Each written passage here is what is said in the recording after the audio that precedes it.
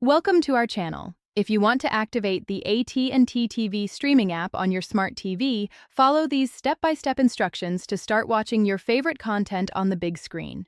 Step 1. Turn on your smart TV and navigate to the App Store specific to your TV brand, such as Samsung Smart Hub, LG Content Store, or Android TV Play Store. Step 2. Search for the AT&T TV app in the App Store using the search function. Type AT&T TV to find the official application.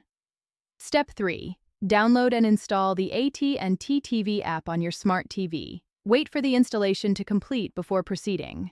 Step 4. Open the AT&T TV app once installation is finished.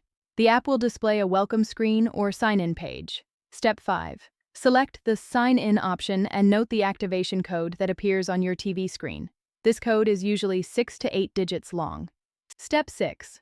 On your computer or mobile device, open a web browser and go to the AT&T TV activation website, typically found at at.com/TV or a similar URL.